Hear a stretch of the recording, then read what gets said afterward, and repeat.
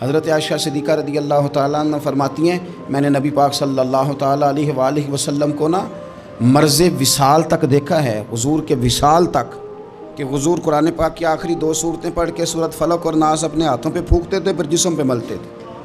قرآن پاک میں شفا ہے۔ اب تو لوگوں نے دم درود کو نا اس کو بڑا ہلکا سا کام سمجھ لیا۔ ویسے بھی یہ عاملوں کے ہتھے چڑھ گیا، ملنگوں کے ہتھے چڑھ گیا، کاروبار بن گیا، تجارت بن گئی، ورنہ قرآن پاک کی آیات پڑھی جائیں تو حضور نے فرمایا سورہ فاتحہ میں شفا ہے، اس میں کرم ہے۔ یہ چیزیں جو بڑی ہمارے لیے سود مند تھی، فائدہ مند تھی، ہم چھوڑ گئے۔ ایک بڑی خوبصورت حدیث ہے، سنیے گا۔ حضرت ابو سعید خدری رضی اللہ تعالیٰ عنہ حدیث کے راوی ہیں، بخاری میں موجود ہے۔ ارشاد فرماتے ہیں کہ ہم ایک سفر پہ تھے، واپس آ رہے تھے، ایک جگہ رات کو قیام کیا، سونا تھا، بستی تھی۔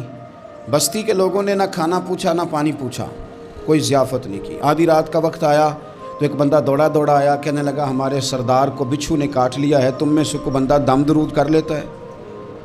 تو ایک صحابی کہنے لگے کر تو لیتے ہیں، پر تم نے چونکہ ہمیں کھانا پانی تک نہیں پوچھا، تم اگر دم کراؤ گے تو مفت نہیں کریں گے۔ بخاری پڑھ رہا ہوں، پیسے لگیں گے۔ کتنے پیسے؟ بکریوں کا ایک ریوڑ پورا۔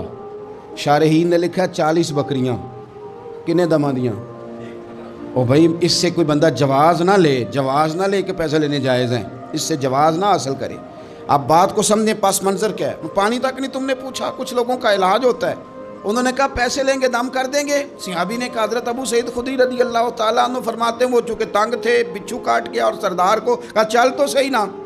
وہ صحابی گئے، سورہ فاتحہ پڑھ کے دم کیا، اور حدیث بخاری سے میں آپ کو دکھاؤں گا۔ لوگ کہتے ہیں دم کدھر سے آ گیا؟ بخاری پڑھ رہا ہوں، صحیح بخاری۔ شفا تو اللہ نے دینی ہے نا، رب کریم نے شفا دے دی۔ بکریاں لے لیں، آ گئے جہاں آرام کر رہے تھے اس جگہ۔ صحابہ میں اختلاف ہو گیا، کچھ کہنے لگے بکریاں لینی چاہیے تھی، کچھ کہنے لگے نہیں لینی چاہیے تھی۔ حضرت ابو سعید خدری رضی اللہ تعالیٰ عنہ فرماتے ہیں پھر ہم نے فیصلہ کیا چپ کر کے سو جاؤ، صبح حضور کی بارگاہ میں جائیں گے۔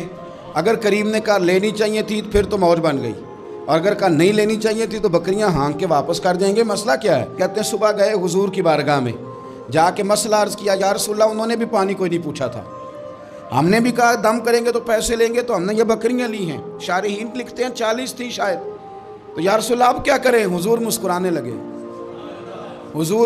لگے۔ جس کے گچھے سے لچھے جڑے نور کے، ان ستاروں کی نزہت پہ لاکھوں سلام، اور جس کی تسکین سے روتے ہوئے ہنس پڑیں، اس تبسم کی عادت پہ لاکھوں سلام، اور ان کی باتوں کی لذت پہ بے حد درود، ان کے خطبے کی ہیبت پہ لاکھوں سلام۔ حضور مسکرانے لگے، اور مسکرا کے پوچھا اچھا پڑھا کیا تھا؟ یا رسول اللہ سورہ فاتحہ۔ فرمایا سکھائی کس نے تھی؟ کہا یا رسول اللہ آپ نے۔ فرمایا پھر آدھی بکریاں میری ہیں آدھی تمہاری ہیں، اور میرا حصہ نکالو نا بھائی۔